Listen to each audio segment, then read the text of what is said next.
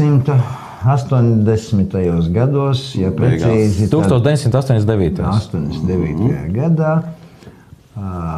Tagad nepateikšu, kas tā bija pa izdevniecību. Mans paaudzes cilvēki atcerās, ka bija žurnāls Zīlīte, kas bija domāts bērniem. Ja, brīnišķīgs žurnāliņš, kur bija daudz jauki rakstiņi, dzejolīši, dziesmiņas, pasaciņas, skaistas bildītes, tādas dzīve apliecinošas, ja, audzinošas. Ja, lūk, un augstāk minētajā gadā iznāca tolaik ļoti skandalos izdevums, ja, tātad Zīlītes izdevums, kurā tika runāts par to, kā tad, no kurienes tad rodās bērniņi. Un liels paldies, kā bija Māris Putniņš. Mārim Putniņam, ja, kas saucās Mums būs bēbis, tas žurnāls. Jā, Māris Putniņš ir autors, ja, brīnišķīgas ilustrācijas, tas ir tāds komiksiņš. Ja, tur ir kopā ar vāku 9 lapas pusītes.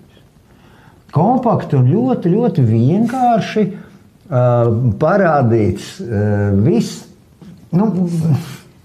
kā tas notiek, un ar tādu ļoti dziļu un pareizu morāli un pieeju. Un tieši tā, nevajag izgudrot tur kaut kādas, kas tur bija, tas bija tematiskos materiālus, sarežģīts un vēl kaut ko.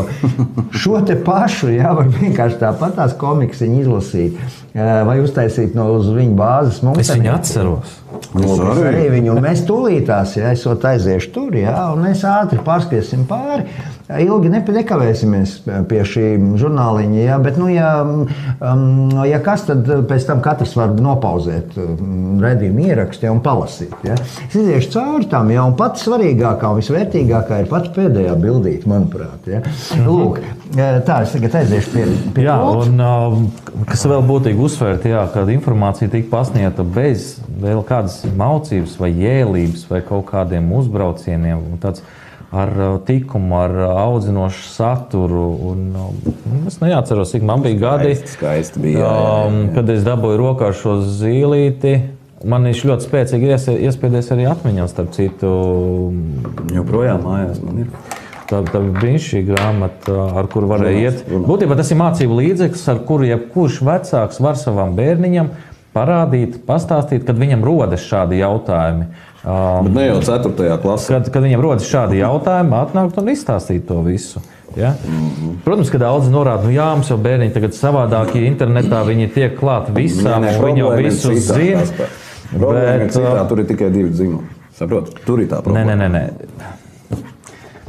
Es stāstu par to, ka var arī ar dvēseli skaisti izdarīt visu, ko vajag. Silvestri. Jā, lūdzu, tātad. Šis ir vāks. Pilnīgs vāks. Tas ir martā, 3. martā. Ir, tiešai dēļ, jā.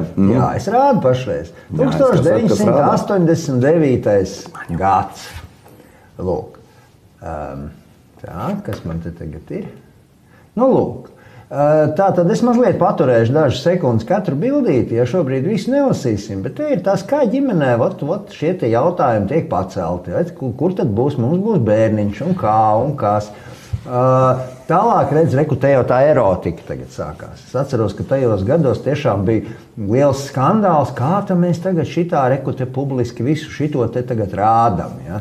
Kaut gan, manuprāt, tas ir izstāstīts ļoti, ļoti pareizā, vienkāršā valodā un jebkuram bērnam saprotam. Ja? Un, manuprāt, tieši tā to vajadzētu arī stāstīt. Ja? Lūk, es nepakavēsimies, ja tas būs ļoti ilgi. Es domāju, ka katrs var pēc tam vēlāk to izlasīt. Kaut gan arī mums viens no mūsu skatītājiem atsūtīja PDF failu ar šo te visu žurnāliņu. Ja, mēs viņu kaut kur varam taču ielikt komentārā. Tam ieliksim saitīt, un jebkurš skatītājs, viņš ir ļoti maziņš failiņš, viņu var ātri nolējuplādēt. Tas ir mirklis burtiski. Ja, vai atverot saiti, viņš nolējuplādēs automātiski. Un palasīt šo te, manuprāt, ļoti vērtīga.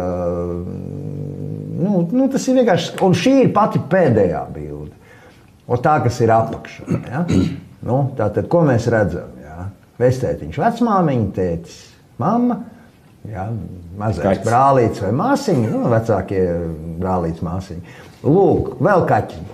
Kur vēl, manuprāt, kur vēl brīnišķīgāk? Un es domāju, ka tieši tas ir tas, šī pēdējā bildīte, uz ko mums ir jāiet. Un te, lūk, ir šis te jā, ir ģimene, kurā ir kā minimums 3 bērni. Un, ja tā būtu, tad mums nebūtu jāuztraucās par to, ka mēs nonāksim muzejā. Nu, tas tā mans ir. Brīnišķīgs atskats, pilnīgi tādas siltas emocijas vizuāli nāk atmiņā. Jā. Un cik skaisti var vienkārši uzzīmēt un pasniegt, kam pievērsiet uzmanību arī katrā bildē ir padomāts, ja rāda un stāsts iet par māmu, tēti un bērniņu, fona aizmugurē ir uz gleznas, uz bildes vectētiņš ar vecmāmiņu vai vecvectētiņš. Šādā veidā uzsvarot pēctecību, no kurienes viņa nāk, ka tā ir dzimta. Un tas ir ļoti būtiskas lietas, svarīgas lietas. Un nekā lieka nav šeit, nekādas ārešķības. Tas, kas jābūt tāds tīrs, skaists.